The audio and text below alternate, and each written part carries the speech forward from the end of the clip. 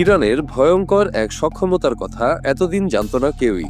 এমনকি ইরানও কখনো সেটা প্রকাশ্যে আনেনি, কাজ করে গেছে গোপনে। এবার সেই চাঞ্চল্যকর তথ্য প্রকাশ্যে এনে রীতিমতো হইচই ফেলে দিয়েছে আন্তর্জাতিক গণমাধ্যম রয়টার্স। ইরানের গোপন ভয়ঙ্কর শক্তির সন্ধান কাগজে কলমে প্রমাণসহ উপস্থাপন করেছে গণমাধ্যমটি। রয়টার্স জানিয়েছে, মাসে প্রায় 10,000 ড্রোন উৎপাদনের সক্ষমতা রাখে ইরান এবং যুদ্ধ শুরু হওয়ার আগ থেকে এই বিপুল পরিমাণ ড্রোন উৎপাদন করে আসছে দেশটি। তার চেয়ে বড় কথা, ইসরায়েল আমেরিকার এক একটি প্যাট্রিয়ট ইন্টারসেপ্টর তৈরি করতে যে খরচ হয় তার চেয়ে 115 গুণ কম খরচে শক্তিশালী ড্রোন তৈরি করছে ইরান।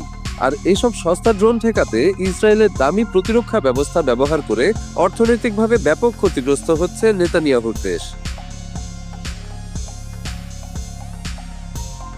দশকের পর দশক ধরে আকাশের আধিপত্য মূলত সেসব ধনী দেশগুলোর হাতে ছিল, যারা অত্যাধুনিক যুদ্ধবিমান কেনা এবং সেগুলো চালানোর জন্য প্রয়োজনীয় প্রশিক্ষণের খরচ বহন করতে পারত। এখন সে সমীকরণ বদলে যেতে শুরু করেছে। শত্রুর ওপর আক্রমণের জন্য সস্তায় তৈরি ড্রোন ধনী দেশগুলোর সেই সুবিধাকে ধীরে ধীরে কমিয়ে দিচ্ছে। ফলে ছোট ও কম সম্পদশালী বাহিনীগুলোও এখন প্রতিপক্ষের বেশি ক্ষতি করার সক্ষমতা অর্জন করেছে।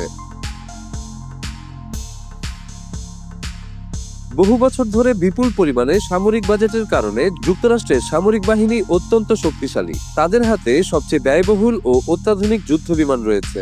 ইরানের বিরুদ্ধে অপারেশন এপিক ফিউরি নাম দিয়ে চালানো আগ্রাসনে তারা সেগুলো মোতায়েন করেছে। ইরানের বিরুদ্ধে আকাশ যুদ্ধে যুক্তরাষ্ট্রের সামরিক বাহিনীর যেসব সম্পদ মোতায়েন করেছে সেগুলো দেখে নেওয়া যাক। যুক্তরাষ্ট্র মেঘের অনেক উপর দিয়ে ওরা প্রায় 200টি যুদ্ধবিমান এই অভিযানে মোতায়েন করেছে। খরচের সমস্যা ও মোতায়েন করা নিয়ে সিদ্ধান্ত নিতে কিছুটা বিলম্বের পর মার্কিন বাহিনী প্রথমবারের মতো কোনো যুদ্ধে এত ব্যাপকভাবে F-35 যুদ্ধবিমানের ব্যবহার করছে। যুক্তরাষ্ট্র এ যুদ্ধে তাদের B-2 বোমারু বিমানও মোতায়েন করেছে। এই বোমারু বিমানগুলো দীর্ঘ পাল্লার, স্টেলথ ক্ষমতা সম্পন্ন এবং সর্বোচ্চ 40,000 পাউন্ড ওজনের বোমা বহন করতে সক্ষম। রিফুয়েলিং ও নজরদারির জন্য কয়েকটি বৃহৎ আকারের উড়োজাহাজও মোতায়েন করা হয়েছে। আরেকটি বড় উড়োজাহাজ হলো B-1 বোমারু বিমান, যার ডাকনাম বোন। এটি সর্বোচ্চ 75,000 পাউন্ড ওজনের মিশ্র যুদ্ধাস্ত্র ও মিশন সরঞ্জাম বহন করতে পারে এবং একবারে সর্বোচ্চ 24টি ক্রুজ ক্ষেপণাস্ত্র ধরে রাখতে সক্ষম।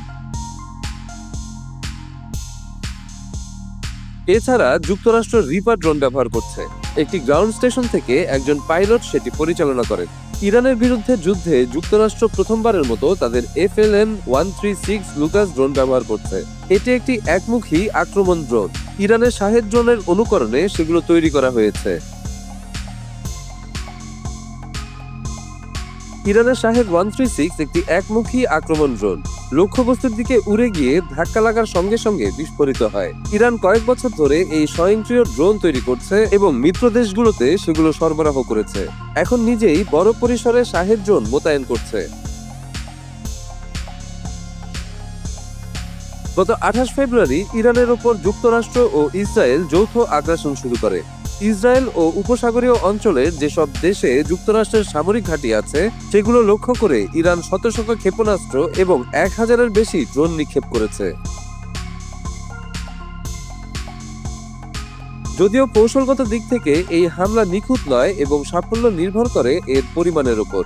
এই কৌশলে অনেক ড্রোন একবারে নিক্ষেপ করা হয়। সেগুলো ঢেউয়ের মতো একের পর এক আক্রমণ করে আকাশ সুরক্ষা ব্যবস্থাকে চাপে ফেলে সেগুলোকে ক্লান্ত ও দুর্বল করে দিয়ে অতিক্রম করার চেষ্টা করে।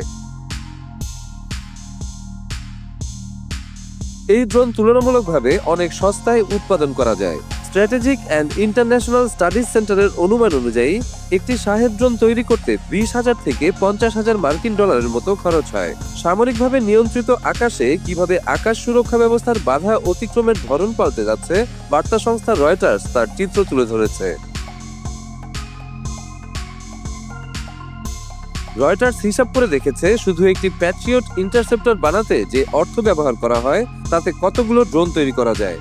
হিসাব অনুযায়ী একটি প্যাট্রিয়ট ইন্টারসেপ্টরের খরচ প্রায় $40 লাখ, যা দিয়ে 115টি একমুখী আক্রমণ ড্রোন তৈরি করা সম্ভব। সংঘাতের প্রথম সপ্তাহেই ইরান 1000-এর বেশি ড্রোন নিক্ষেপ করেছে। অনুমান করা হচ্ছে ইরান মাসে প্রায় 10,000 ড্রোন উৎপাদনের ক্ষমতা রাখে। যুক্তরাষ্ট্রের সবচেয়ে শক্তিশালী বিমানগুলো অত্যন্ত প্রশিক্ষিত ক্রুদের উপর নির্ভরশীল। উদাহরণস্বরূপ 2 আসনের F-15 যুদ্ধবিমান চালাতে পাইলটদের বহু বছর প্রশিক্ষণ নিতে হয়, যা অনেক ব্যয় সাপেক্ষ। যদি এমন একটি যুদ্ধবিমান ধ্বংস হয় তবে শুধু যুদ্ধবিমানই নয়, বরং ক্রুদেরও প্রাণহানির ঝুঁকি থাকে। বিপরীতে সস্তা ড্রোনগুলো দূর থেকে নিয়ন্ত্রিত। ড্রোন ধ্বংস হলেও অপারেটরের প্রাণহানির ঝুঁকি নেই। নতুন ড্রোন মোতায়েনের খরচ মাত্র কয়েক হাজার ডলার। এই অসাম্য বিষয়টি এখন কৌশলগত সমস্যা হয়ে দাঁড়িয়েছে। এখন আক্রমণ করা সহজ ও সস্তা হয়ে গিয়েছে। অন্যদিকে প্রতিরক্ষার খরচ আকাশ ছোঁয়া। যুক্তরাষ্ট্র ও তার মিত্ররা কখনো কখনো কয়েক লাখ ডলারের ইন্টারসেপ্টর ব্যবহার করে এমন ড্রোন ধ্বংস করছে, যা সাধারণ বাজারের উপাদান দিয়ে অনেক কম খরচে তৈরি করা হয়। রয়টার্সের প্রতিবেদন অনুযায়ী একটি থার্ড বা প্যাট্রিয়ট ইন্টারসেপ্টরের ফুল ব্যাটারি সিস্টেমের খরচ 100 কোটি ডলারের বেশি হতে পারে। ইন্টারসেপ্টর ইউনিটের খরচ কয়েক লাখ ডলার। এই অসমতা সমুদ্রেও দেখা গেছে। যুক্তরাষ্ট্রের কর্মকর্তারা ও প্রতিরক্ষা বিশ্লেষকদের মতে 2023 সালের শেষ দিকে যুক্তরাষ্ট্রের নৌবাহিনী লোহিত সাগরে চলাচল করা জাহাজকে সস্তা হুথি ড্রোন ও ক্ষেপণাস্ত্র থেকে রক্ষা করতে প্রায় 100 কোটি ডলার বা তারও বেশি মূল্যের অস্ত্র ও গোলাবারুদ ব্যবহার করেছে। FLM-136 লুকাস ইরানের শাহেদ ড্রোনের অনুকরণে তৈরি করা হয়েছে। এগুলো একটি একমুখী আক্রমণ ব্যবস্থা। ইউক্রেন যুদ্ধে রাশিয়া ব্যাপকভাবে এই ড্রোনের ব্যবহার করেছে।